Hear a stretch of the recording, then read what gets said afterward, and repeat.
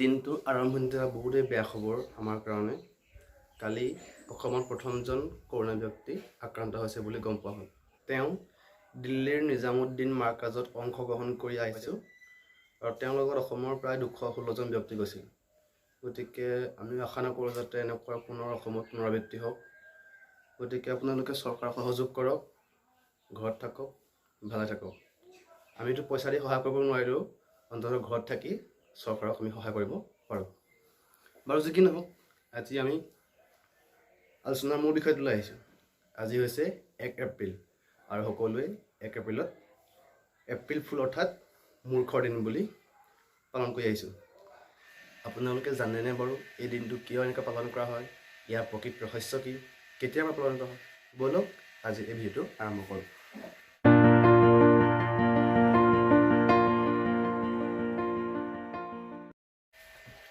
খ্ৰীষ্টাব্দ 16 শতিকাৰ এটা কথা। সেই সময়ত ফ্ৰান্সৰ ৰজা আছিল চাৰ্লছ, আৰু সেই ৰজাৰ নিয়ম মতে প্ৰত্যেক বছৰৰ 1 এপ্ৰিলৰ দিনাখন নৱবৰ্ষ পালন কৰা হয়। আৰু সেই নৱবৰ্ষত প্ৰত্যেকজন প্ৰজাই তেওঁক আহি কিছুমান উপহাৰ দিয়ে, আৰু উপহাৰ দিটো আছিলে প্ৰত্যেকজন প্ৰজাৰ কাৰণে বাধ্যতামূলক। যদি উপহাৰ নিদিয়ে ৰজাই তেওঁলোকক উপযুক্ত শাস্তি দিছিল। সেইকাৰণে প্ৰজাসকলে যি যেনেকৈ পাৰে য'ৰ পৰা যি নহওক ৰজাক সেই 1 এপ্ৰিল দিনটোত অৰ্থাৎ নৱবৰ্ষৰ দিনটোত উপহাৰ দিবলৈ দৌৰি যায়। কিন্তু 1564 চনৰ 1 এপ্ৰিলৰ এদিন ৰজাই ক'লে যে আজিৰ পৰা 1 এপ্ৰিল অৰ্থাৎ সেই দিনটোৰ পৰা আমাৰ ইয়াত নৱবৰ্ষ পালন কৰা নহয়, তাৰ পৰিৱৰ্তে আমি 1 জানুৱাৰীৰ পৰাহে নৱবৰ্ষটো পালন কৰিম। তাকে শুনি সকলো প্ৰজাৰ খং উঠিল। ইমান দূৰৰ পৰা গৈছে, বস্তু লৈ গৈছে প্ৰজাৰ কাৰণে, আকৌ ৰজাই কৈছে এনেকৈ। গতিকে সেই খংটোৱে এটা সময়ত বিক্ষোভলৈ ৰূপান্তৰ হ'ল। কাৰণ প্ৰজাসকলে ইমান কষ্টকৈ গোটাইছিল, আকৌ 1 এপ্ৰিলৰ পৰা পুনৰ 1 জুনত দিবগৈ লাগিব, সেইটো কোনোপধ্যে গ্ৰহণযোগ্য নহয়। প্ৰজাসকলৰ বিক্ষোভ দেখি ৰজাই আচৰিত হ'ল, আৰু ৰজাৰ এজন কৰ্মচাৰী হতুৱাই তেওঁলোকক কোৱালে যে ৰজাই যি কাম কৰিবলৈ গৈছে সকলো প্ৰজাৰ ভালৰ কাৰণেহে কৰিবলৈ গৈছে।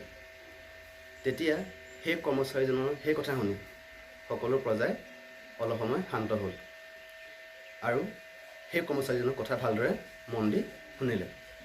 এতিয়া হ'ল কিনো ক'লে? এতিয়া কৰ্মচাৰীজনে ক'লে যে ৰজাই আপোনালোকৰ ভালৰ কাৰণেহে কৈছে, কাৰণ যদিও 1 এপ্ৰিলৰ পৰা আমি নৱবৰ্ষ পালন নকৰোঁ, কিন্তু সেই 1 জানুৱাৰীৰ পৰা পালন কৰাৰ পাছতো তেওঁলোকে কিন্তু ৰজাক এই যে উপহাৰ দিছিলে দিব নালাগে।